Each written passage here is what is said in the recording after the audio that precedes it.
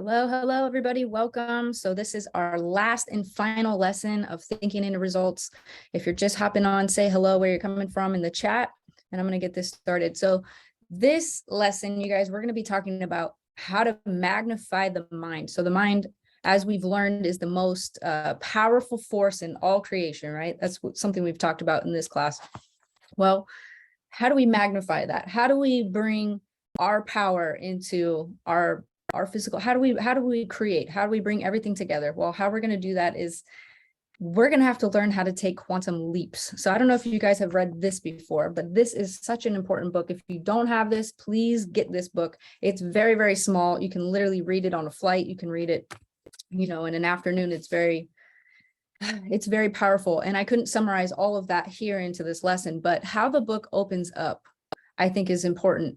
And Damon Coleman, if you're on here today, he came into our office and he actually brought this with him. And I thought that was, pretty crazy because I've always been reading this book. In fact, I couldn't find my copy this morning, but I found it and I had forgotten about this particular copy. And I want to share this with you guys really quickly because. But I found this copy, and this one actually was signed by Bob Proctor. This is the one that he gave me. And it said, "Jenna, you are the best, love and light, Bob Proctor." And I thought, how fitting that I find this and this signature on the very last lesson. So anyway, super cool. But how the book opens up, it talks about a guy that's sitting in a hotel room in Toronto, or an hour from Toronto, in the woods, in a cabin. And behind him, he hears the life or death struggle of a fly that's stuck in the window, and it's just trying as hard as it can. And it's just about dead, but it's running into this window, and it doesn't realize that, its strategy that it's using is just not working, right?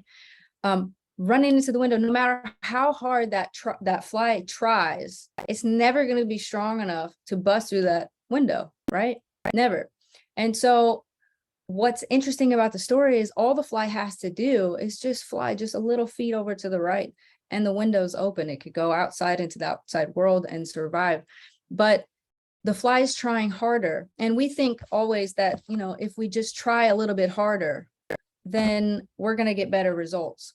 And most people think that, I just got to keep trying. I just got to put in more work. I got to put in more time. I got to put in more effort.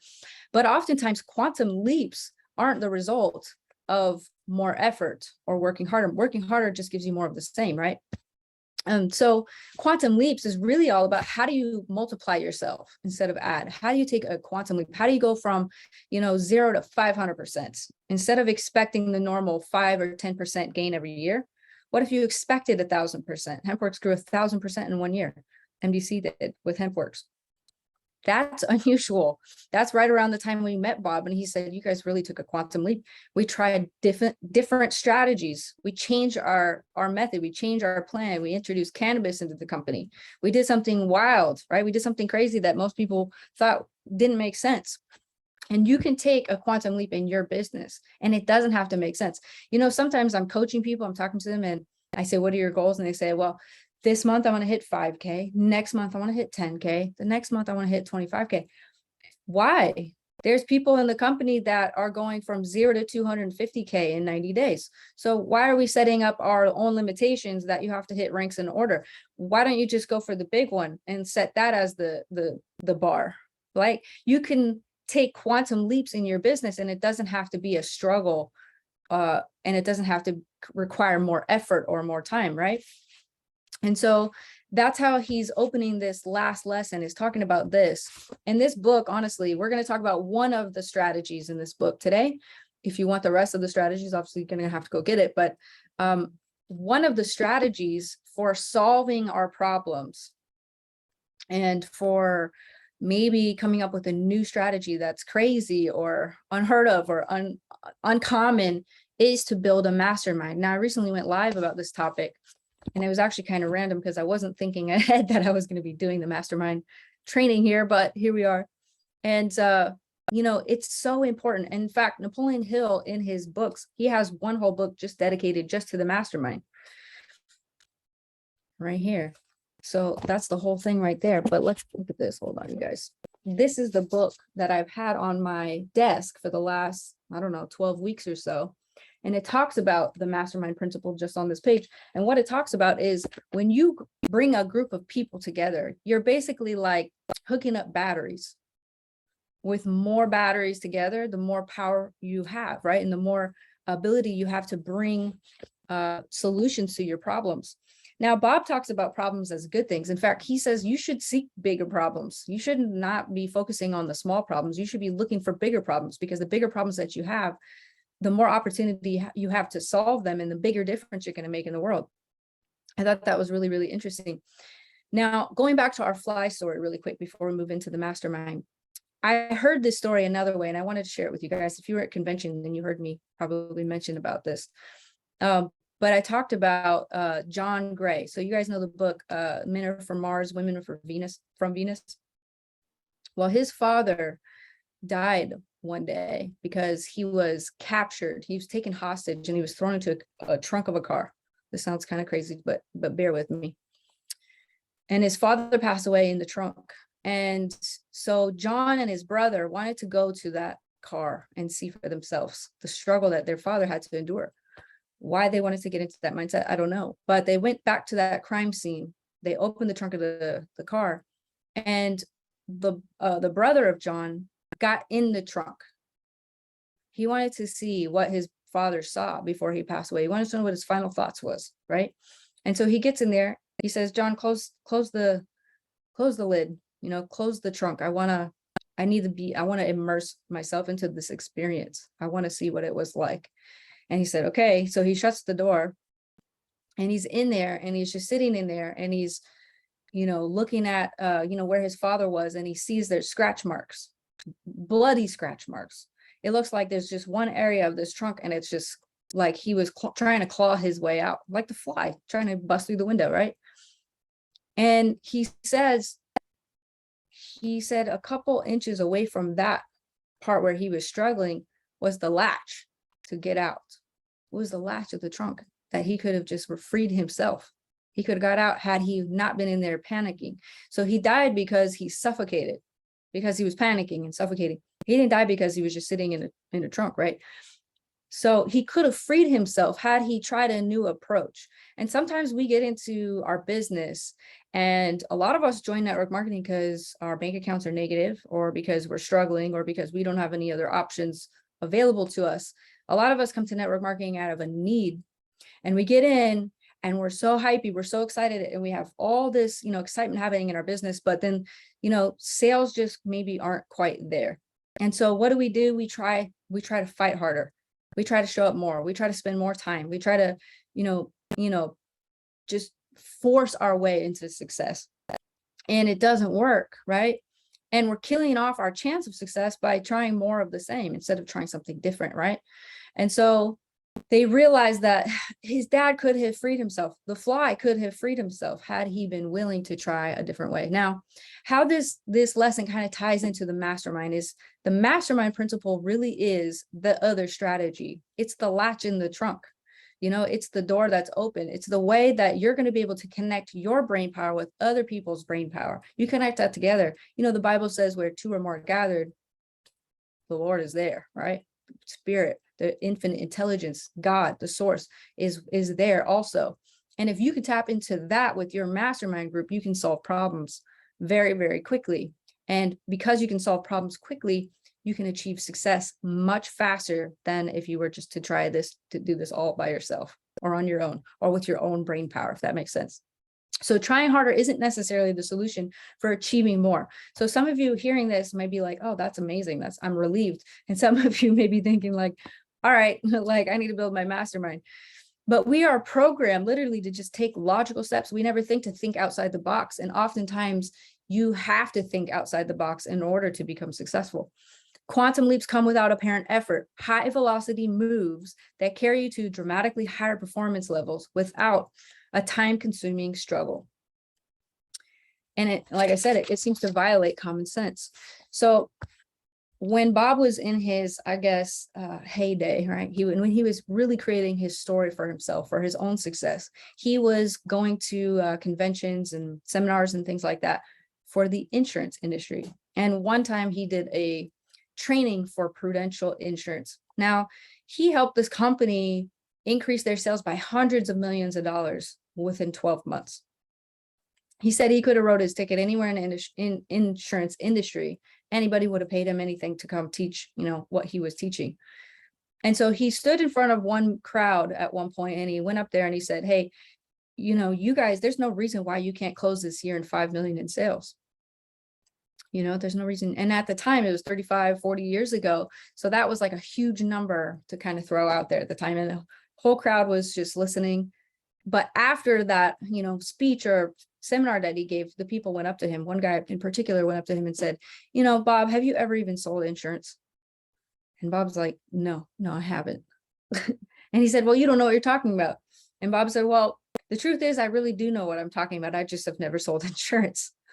And so he said, yeah, but the year's half over. We're already in August. Nobody's ever done any numbers like that before, in our company. And he said, I'm going to teach you how to do what you already know how to do. I'm going to teach you how to close the knowing doing gap. I'm going to teach you a strategy where you can bring all your knowledge and focus and marshal your faculties so that you can actually achieve what you want to achieve. And so that guy came back December 2nd of that same year. So he met him in August. In December, he had closed at 4.2 million in sales. And by the end of the year, he got to 6 million. And there was a string of people that were following him. They went up by hundreds of millions of dollars, and that cracked the code. And so what I want to take away from that lesson is that you already know how to do many times better than what you're doing right now. You already have the information. You've already taken the classes. You've already seen all the other thinking into results, right? You've already studied the Robert Hollis trainings. You've already studied some of the Mark Aceta trainings. You already have taken all the notes. You already know the information on what you need to do to succeed. There's enough training videos in your back office that you should have all the information you need right now. You already know how to do many times better than what you're doing. You just got to learn how to close the knowing doing gap. And we covered that, right? I think in lesson 2. And so Bob says, I'm going to show you how to do what you're telling me you can't do. And you're not even going to learn anything new. I'm going to show you how to start to do something you already know how to do. So think about that. If you know how to get to 10K affiliate, but you're a 1K affiliate, well, then let's do it, right? We have to close the knowing doing gap. If you know how to do it, then we just have to do it. We got to step into action, right? We got to take the steps forward. We got to change the strategies, focus on the goal, marshal all the faculties within our mind to make it work, right? How to bring the power within you to the surface. And so that's what this guy learned from that seminar. That's what he learned from these books. That's what he learned from these lessons from Bob, at his seminar. So let's talk about masterminding really quickly before we kind of wrap up our whole series here. So you only need 2 people to create a mastermind, although it is recommending you have about 8. And you probably don't want to do more than 8, definitely not more than 12. Now, I have unconsciously created masterminds in my life, in my personal life and in my business life. But the way Bob has this structured is it's a very detailed formula for how to create a mastermind and how to conduct the meetings for the mastermind. So I'm going to share that with you guys so that you have the information here. Okay. So just to give you an example, my mastermind is Josh for sure. I have a few other people that I consider part of my mastermind. Part of Bob Proctor's mastermind was John Assaraf from The Secret. That was one, the guy with the vision board. He had another, Mark Victor Hansen. He wrote Chicken Soup for the Soul, or one of those books. Jack Canfield, I think, as well. So he has like a few people in his mastermind. So start thinking about who you would have in your mastermind. These are going to be, intelligent people that maybe are really good at one thing, So like if Henry Ford had a mastermind, surely he probably had, the technology part of it, the legal side of it. Like we have a legal team, we have a compliance team. I feel like our company is a mastermind. Each department head is part of the mastermind. One thing I'll say really quickly, Bob says there's only 2 departments in companies, and that's sales and sales support. And without a sale, nothing happens in the company. But alternatively, if you're not supporting the salespeople, nothing's going to happen either. So here's the strategy for the mastermind. And again, it's like hooking up batteries. So if Josh and I ever have a problem, which we always have problems, we're entrepreneurs, we always have problems, and we're always solving problems. So when we get stuck though, we go to people that we think are smarter than us, or at least in some area. And because we're able to pick their brains a little bit, we come up with new ideas. And so that's kind of the purpose behind this. One thing I want to say is you can't form a mastermind if you guys are not in a spirit of harmony with your mastermind. Like if there's one negative person in the group that's like just rolling their eyes, doesn't want to be a part of it. Or if there's somebody in there that's just not all in. I feel like the meaning of getting into the spirit of things is getting all in on it. You guys talk about the spirit of the holidays, spirit of Christmas. What is that? That's everybody's just in harmony. We're blending energies together around one particular cause. Spirit of harmony is blending of energy. You can't blend of energy if there's people in the group that are not for it. They're not in it, right? And so keep that in mind as you're building your group. Spirit of winning, right? The winning spirit. That's getting into the spirit of something. That's bringing all your focus and all your energy into one thing. Okay, so here's the principles for the mastermind. So as you're building your group, no more than 8. If you have more than 8, put it into 2 groups, have different meetings. Bob reads these every time he opens up a mastermind group or session. And he says, even if the meeting's only 15 minutes, he'll still read all of these things. And I'm going to do this too. Our next department head meeting, I'm reading all these, and I'm going to get probably a lot of stares, and it's going to be funny, but we're going to do it because I do believe that these are awesome. So here we go. If you don't have the ability to write all these down, don't worry about that because you can download this in your back office. All right, here it is. So the start of every meeting, you read this. I release myself to the mastermind because I am strong when I have others to help me. I believe the combined intelligence of the mastermind creates a wisdom far beyond my own. I understand that I will more easily create positive results in my life when I'm open to looking at myself, my problems and opportunities from another's point of view. I decide to release my desire, totally entrust to the mastermind, and I am open to accepting new possibilities. I forgive myself for mistakes I've made. I also forgive others for what have hurt me in the past so I can move into the future with a clean slate. I ask the mastermind to hear what I really want, my goals, my dreams, and my desires, and I hear my mastermind partner supporting me in my fulfillment. I accept. I know, relax, accept, believing that that working power of the mastermind will respond to my every need. I'm grateful knowing this is so. Okay, so he opens every meeting that way. It sounds a little bit like AA, you guys, but honestly, it's not. It's just so that you set the tone for the rest of the meeting. Because how many of you guys have been in meetings and it's like the meeting is just about the next meeting, which is about the next meeting, and nothing ever gets done. So here's the guidelines so that you don't have meetings that just go nowhere. You want to spend, if it's 60 minutes, then those 60 minutes need to make sense, right? They need to be achieving something. So number 1, we already talked about, but it needs to be between 2 and 8 people, no more than 12. Time is the constraint, and that's why you want to have a smaller group. Meet regularly, weekly if possible, and have a pre-planned agenda. So you go into masterminds when you have a particular problem. And it could be that one person in the group has a problem, the others don't.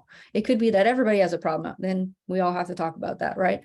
And so if your problem that you're facing right now is less sales or holiday season, coming up with new ideas, how can we kick off the new year? How can we plan, momentum for, 2023? You're going to meet with your team, right? Or the top leaders in your team, maybe, or the people that you both feel will be in a spirit of harmony with, right?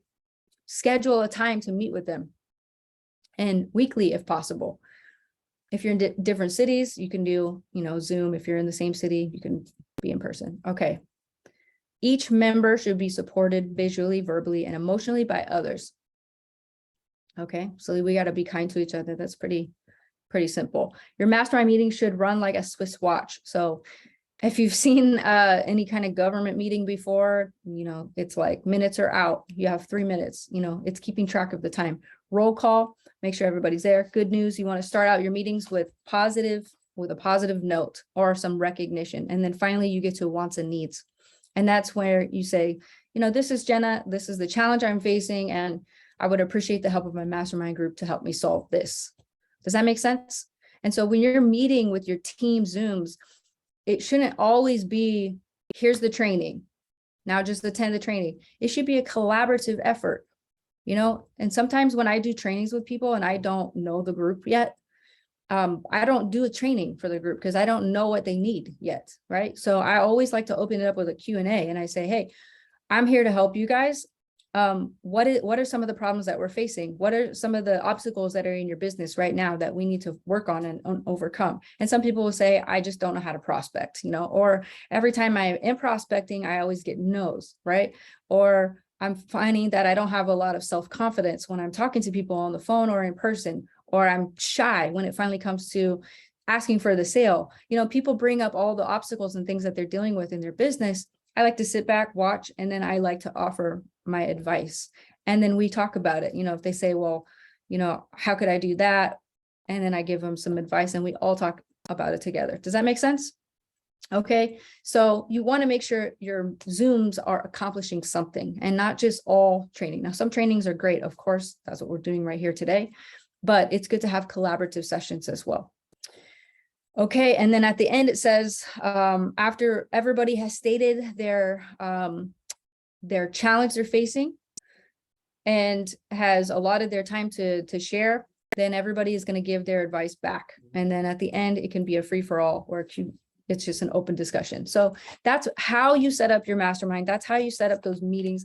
And that's how you're going to take a quantum leap in your business. So I don't want you to go into network marketing and think, oh, just, some people are succeeding. I'll never be able to mastermind with them. Mastermind with who you have now, right? Who you've got access to right now. And if you can grab somebody that's a higher rank or somebody that knows more, obviously we want to try to get those people into our mastermind as well. But as you're attending trainings, you want to take as many notes as you can. Take the things you're learning and take those into your mastermind as well. Josh comes to me with his issues and problems all the time. And I'm his mastermind, right? And vice versa. He's my mastermind. And he says, this is what I'm trying to solve.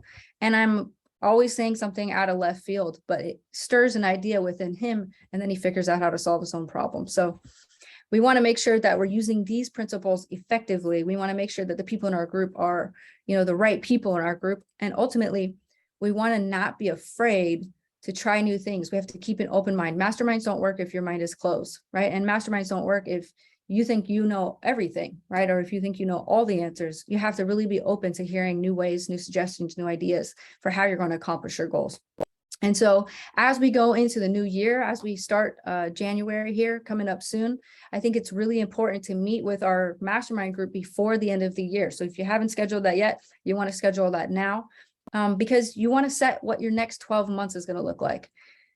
Like if maybe you weren't that intentional this year, and maybe next year is an opportunity to be very intentional about what we're going to accomplish and our goals that we would like to set. So have the plan of action. Have, if you're doing team promos, plan them out 12 months in advance, right? Plan them all out. Have the vision so that everybody in the mastermind group or in your group or in your team knows exactly where everybody is headed together collectively. Does that make sense? All right, guys. So thank you guys so much for hopping on today. This is our last and final lesson here. We may do another one in the future, but if not, rewatch these videos because you can't learn it enough times, and pass it on to as many people as you can. Thank you guys, and we'll see you at the top.